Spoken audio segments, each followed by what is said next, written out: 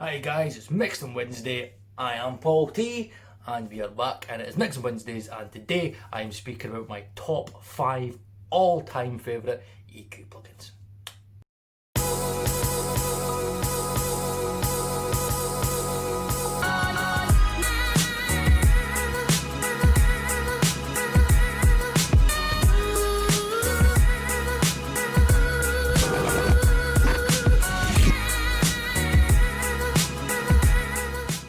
Okay, so the reason that I'm going to start doing this series is because I was going to do a video on the Acustica Magenta, as it is. Yes, I have, it's true. I have fallen in love with an Acustica plugin.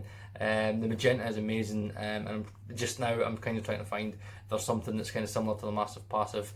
I do plan on buying the Acustica Magenta, it's just got to be at the right price. But there's a problem, I've just updated Pro Tools and I'm having problems exporting the video, so I'm just going to do this instead to make sure that I still have a Mixing Wednesday video. So let's start off. So I'm going to do these in no particular order because I do like all these EQs, but these are the 5 EQs that I use every single mix. So probably the one that I use the most in a mix in terms of an EQ as an individual track would be the BX9000J. The reason I like the BX9000J is because to me I never ever bonded with SSL. They just didn't have much excitement to me, and then I just tried out the SSL console 9000J. Again, I've got videos with it on kick, with it on snare, and with it on bass as well, and again it's implemented on other videos. So what I like about it, I like the fact that the compressor's really musical, and you get this really nice tight low end, really tight, and I kind of feel that there's this kind of excitement and there's a bounce to it. You don't get many EQs that have a bounce, and I kind of feel that's kind of what it gives you. It's not as analog as say what you get, like Slate Digital and stuff like that. They're SSL emulations, but I don't know, I just really like it, and I like that everything about it, you can't really go too far with it.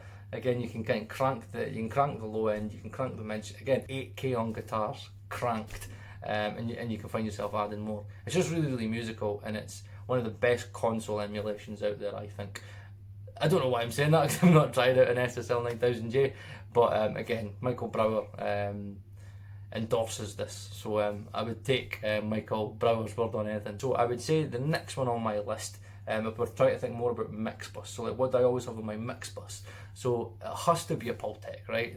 I don't know anybody that doesn't use a Pultec these days.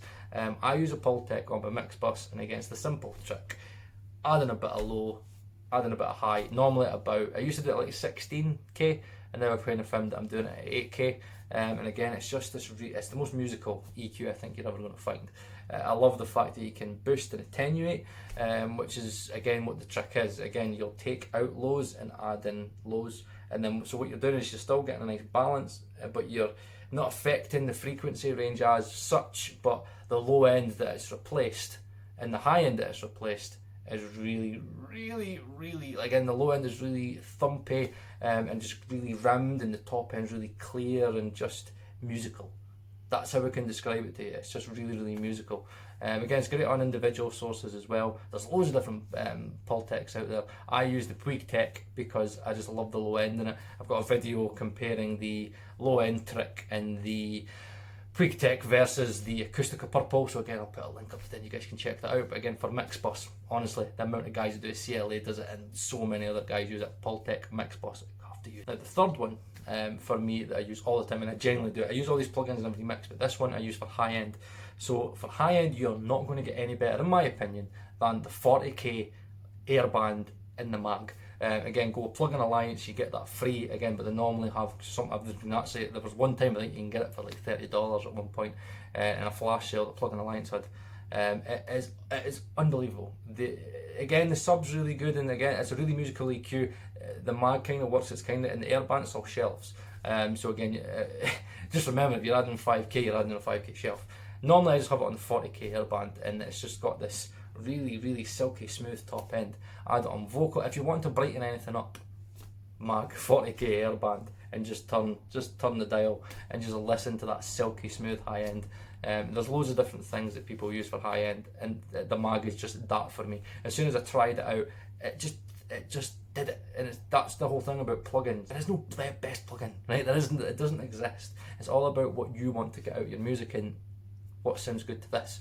So as soon as I put in a mag, so if I want to brighten someone up, mag, it does it. It brightens it up in the way that I want it to be brightened up. So if it's snare and it's a little bit dark, I genuinely will just go to the mag 40k, again sometimes 20k.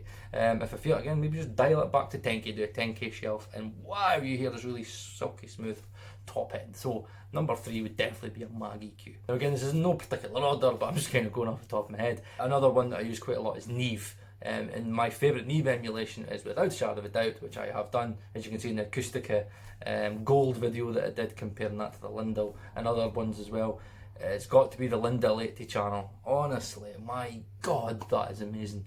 I love the low end in it, I love the top end in it, I love the mid range in it. But in terms of low end, man, that thing has got it. And even like if you think about on a snare, listen to it, and bass, the Lindell 80 channel has this way of emphasising the mids, and the mids just kind of really come out the speakers and they're really focused. The low end's really tight, and it's just got this presence to it. It's just you stick it on something, it kind of gets you this analog hit, and it just kind of thickens everything up a little bit, and it just kind of bounces out the speakers, and that's what I really like about it. Again, the thing is with these channels is, again, it's not as, you don't have as many, you're kind of limited in your EQ options in terms of like an SSL, but to me you can't go wrong if you're wanting to add in a bit of power, a bit of like presence, and a bit of like coming out the speakers at you. I get so annoyed because not enough people speak about Lindell. Lindell are amazing, honestly. Again, even like the preamp that they do, they've got a Pultec one as well. I'm going to try that out as well. I'm just so used to the Puigtec, but I'm going to try and use that out as well. So definitely for me, the Lindell 80 channel, I think it's based on a 1073, I think. It's just amazing. Again, you get the preamp, you get the compressor. The compressor's amazing as well. They're just an amazing company. And yes, Lindell 80 for me. Again, I did say this isn't in any order. I'm just kind of going through the 5 EQs that I know I use in every mix, which would be classed as my favourite EQ plugin. So number 1, if I was to say what is the last EQ plugin that I use on every mix, it would have to be the Amek EQ 200. Ever since that came out, I've used that on every single mix.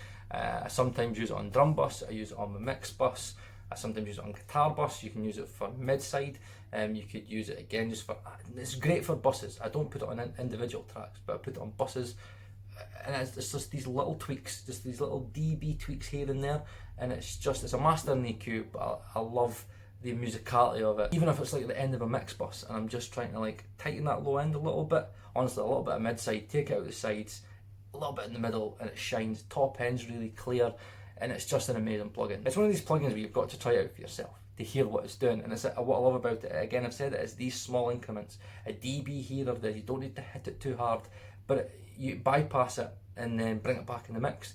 It just brings stuff to life, and it does what it says on the tin.